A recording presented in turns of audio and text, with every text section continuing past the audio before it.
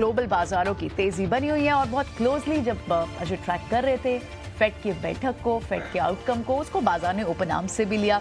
अब जो ये तेजी एक बनी हुई है, सेंटा रैली तो शुरू हुई है। देखिए यूएस में एक सेंटा रैली ऑलरेडी चल रही है तो कोई दिक्कत वाली बात नहीं है। देखिए पिछले हफ्ते बहुत इंपॉर्टेंट था क्योंकि हमने जो ये 7 डे गेन देखा है ना यूएस मार्केट में, लगातार 7 दिनों से रैली चल रही है। ये 7 डे गेन 5 साल में पहली बार हुआ है। यानी जो एक्सटेंट ऑफ पुल बैक है वो बहुत मजबूत है। करेक्ट। डॉलर इंडेक्स 102 के करीब आ गई है। यूएस बॉन्ड यील्ड जो है वो कमजोर है, नमी के साथ है, तो नरमी के साथ ट्रेड करेंगे। तो कुल मिला के देखा जाए ग्लोबल मार्केट में इसमें एक अच्छा सपोर्ट चल रहा है, बहुत सॉलिड मोमेंटम है, जबरदस्त तेजी है। उसका फायदा इंडियन मार्केट्स को भी मिल रहा है। इंडियन मार्केट्स को पूरा फायदा मिल रहा है ग्लोबल संकेतों का भी। और हम जो अपनी चाल चल रहे हैं, आज गिफ्ट आपको थोड़ा सा लगभग 80 पॉइंट नीचे इंडिकेट कर रहा है और बड़ी तेजी हो चुकी है। ये यहाँ क्या एक स्ट्रैटेजी होनी चाहिए? देखिए ये जो है आपको पहले बिल्कुल सही कहा आपने कि आज एशिया भी थोड़ा सॉफ्ट है। ग्लोबल मार्केट पिछले हफ्ते स्ट्रांग थे, फ्राइडे को स्ट्रांग थे,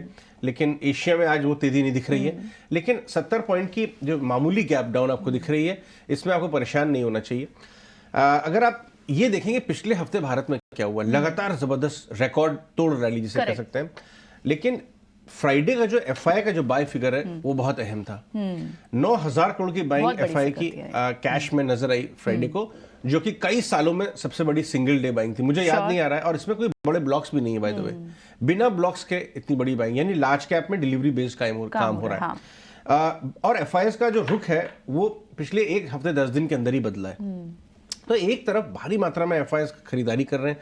आप एक ट्रेन के सामने खड़े होने जैसी बात हो गई यहाँ पे। इस समय बहुत बड़े बड़े शॉर्ट करना या इस मोमेंटम को क्या अगेंस्ट जाना ऐसा है कि आप ट्रेन के सामने खड़े हुए हैं। भाई एफआईए की इतनी तबीयत से आ रही है, एट बेस्ट आप क्या कर सकते हैं, थोड़ा थोड़ा मुनाफा लेते रहिए और पोजीशन चर्न करते रहिए। इस बार एक खास बात ये हो रही है कि एक तरफ तो एफआईएस एफएनओ में भी पोजीशन बना रहे हैं, लॉन्ग पोजीशन, कैश में बड़ा माल ले रहे हैं, और दूसरी तरफ जो टेक्निकल्स हैं बाजार के, चाहे वो आरएसआई से मेजर कर लीजिए आप, वो 2 साल के हाईएस्ट लेवल पे पहुंच गया है। तो हम कहीं ना कहीं ओवरबॉट भी हैं टेक्निकल्स में। और एक बहुत ही अमेजिंग बात बाजार में ये देखने को मिल रही है कि टेक्निकल्स और लिक्विडिटी वो आपस में एक तरह से रसाकशी का माहौल है। टेक्निकल्स आपको कह रहे हैं कि साहब हम ओवरबॉट है, आरएसआई 2 साल के हाईएस्ट लेवल पे पहुंच गया है, पीसीआर 1.3 1.4 के बीच में आ गया है। वो सारी चीजें टेक्निकल्स अगर आप स्टडी करते हैं तो आपको यही लगेगा।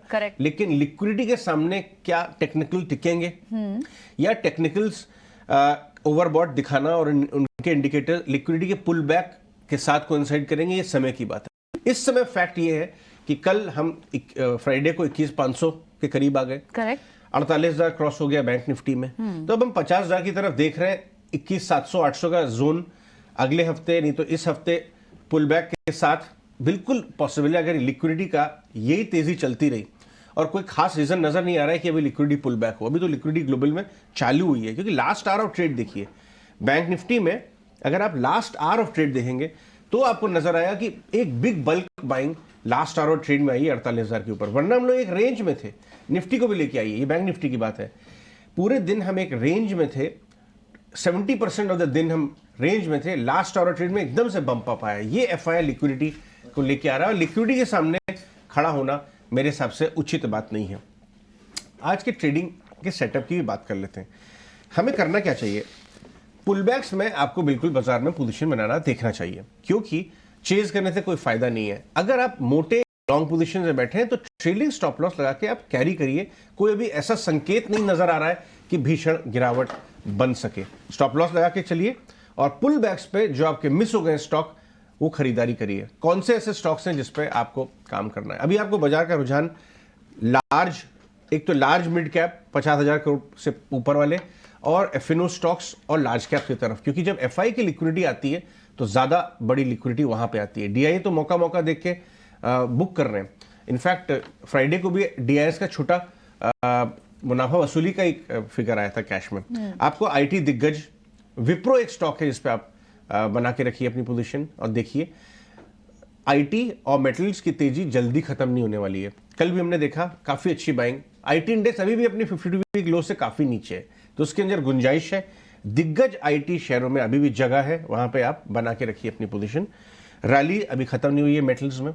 आपको कुछ बुरी खबर की वजह से कोई मेटल स्टॉक नीचे मिल जाए तो आप एक्यूमुलेट कर लें, तो आप पोजीशन लें क्योंकि इसके उसके अंदर। बिजनेस को आप देखिए। मैं नाम नहीं लूंगा, लेकिन एक और एक बड़ा लार्ज मेटल स्टॉक है, आज वो शायद दबाव में होगा। शायद दबाव में को भी 3.5% टूटा है वो। तो आप इनकी तरफ बना के रखिए। और एनर्जी पीएसयूज में मैं वैल्यूएशन देख रहा था, जी हाँ नीचे से चल गए काफी ज्यादा। फ्राइडे को आरईसी पीएफसी थोड़ा नीचे भी थे, लेकिन पुल बैक्स में OMC stocks, energy PSUs, gas के स्टॉक डिम्पी आपको काफी दिनों से बता रहे हैं, उन पर नजर बना के रखिए। अभी भी वैल्यूएशन के तौर पे एनर्जी स्टॉक्स प्योरली बहुत महंगे नहीं हुए, पोजीशन के तौर पे थोड़ा चल गए थे तो पुल बैक आ रहा है। यही पुल बैक आपको फायदा पहुंचा सकता है, पोजीशन बनाइए पुल बैक्स में। तो यानी जो अभी तक चले नहीं थे सेक्टर्स, आईटी क्लियर उनको इंडिकेशन में मिल गया। ग्रोथ स्टॉक्स के लिए तो अब समय है, जब क्लियरली फेड ने जब कह ही दिया तो ग्रोथ स्टॉक्स तो 52 वीक क्लोज से नीचे है। तो आईटी, मेटल और गैस और एनर्जी चलेगी।